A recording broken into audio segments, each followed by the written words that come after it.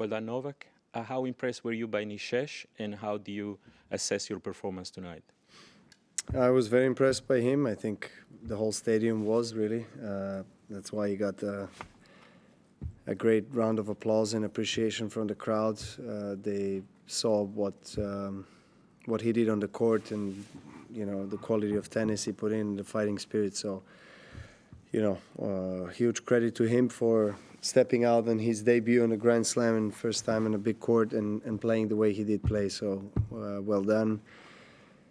And I'm sure, if he keeps going, as I said, on the court this way, he's very young. We're going to see quite a bit of him in the future. He's got really great hands, just overall quite a complete player. Of course, he can always improve on the shots, but he already has a really good game.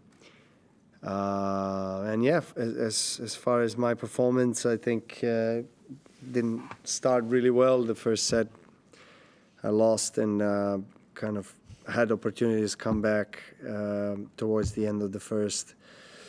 But yeah, I was probably a bit too passive from back of the court. He was dictating the play, and then, yeah, the 4-3 second set, I played a good game, crucial break. I started to, switch the momentum to my side. I served well. I think our service was good. Some shots in the game worked well in certain moments. In certain moments, they didn't. So it was a kind of up and down, but I ended up, I think, the match in a good fashion, and that's, I think, something that it's important, that it counts mentally for me for the rest of the tournament. Neil? Yeah, hi, Novak. An Andy question. How much hiring Andy was the fact was his ability to analyse play during a match and now able to give you feedback during the match? And can you give us any insight what he told you tonight, what to do? Unfortunately, no, because we'll keep that between us. But we try to communicate a lot on and off the court. Before the match, we talked. Before the warm up, before the actual match. And right now, 5 minutes ago, we talked about a match, about how I feel, about how he thinks I played, and what needs to be done on the practice court tomorrow, etc. So, I think communication is the key to understanding each other and to finding, I guess, the formula that really works. So that's what we are trying, because as we didn't spend too much time together, we're still in that kind of first phase of getting to know each other, and this was the first match that we had together.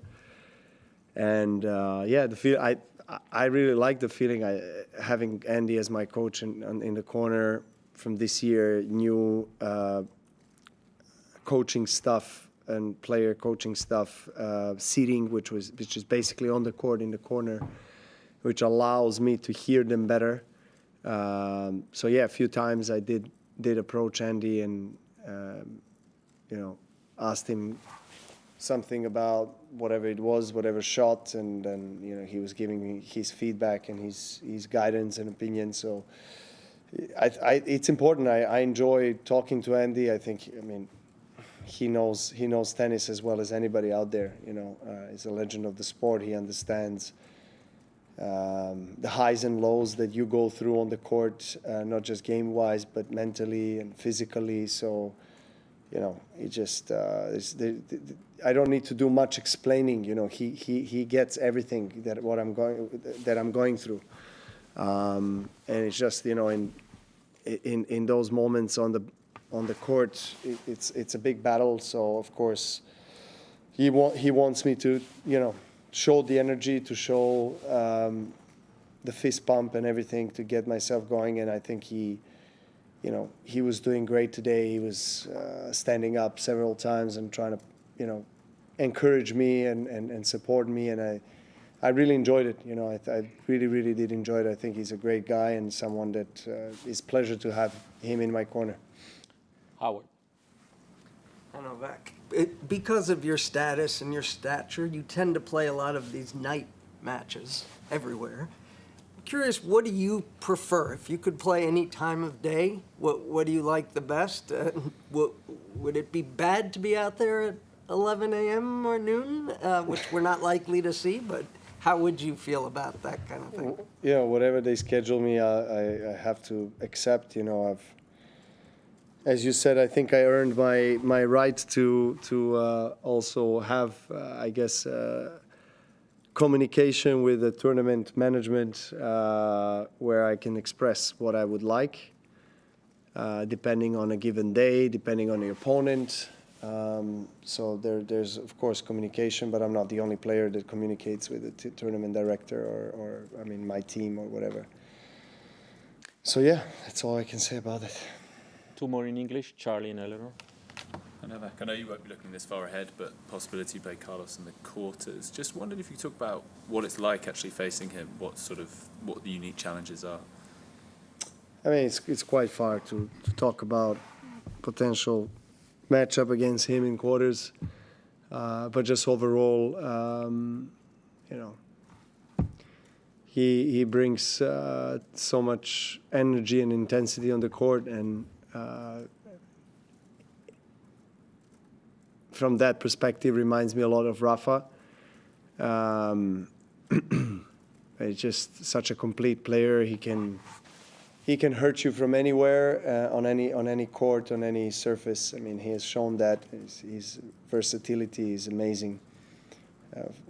That he was able, for such a young age, to reach that, you know, level of tennis, and I think mental maturity on the court as well, which is impressive and makes him one of the best players in the world the last, you know, 3-4 years without a doubt. I mean, he's winning slams every year now, consecutively for a few years in a row, and I'm sure that he's not going to stop here. You know, we're going to see Carlos in many years to follow.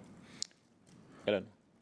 Novak, you said on the court that it felt a bit strange at first looking over and seeing Yeah. Andy there. I just wondered if you could expand on that a little bit and what sort of feelings went through your head when Yeah, you I were mean, first look, I mean, I did, of course, practice sessions with him the whole week before tonight's match. But, you know, it's different in an official match and center court, night session. The court on which we have faced each other, the opposite sides of the net, quite a few times, actually. I think we played, I don't know how many finals we played here, but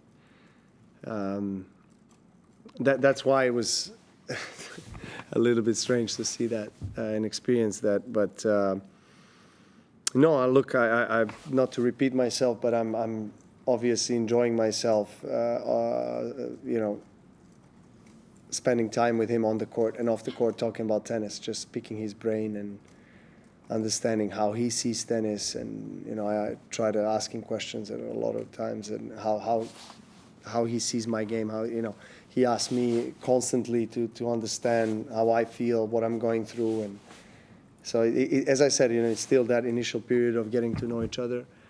And so there's a lot of communication. But at times as well, it just, at times it's not necessary for us to exchange words, because we, you know, we just look at each other and we know what happened on the court, you know, whether it's in the match or in the practice session set. And he's constantly supportive and encouraging me, and he's brilliant with that. You know, he's like really, he cares a lot, and he's putting a lot of energy into trying to make me feel good on the court, you know, and I think that's what I need, honestly. Like I was looking for that extra motivation, so I definitely have it with Andy.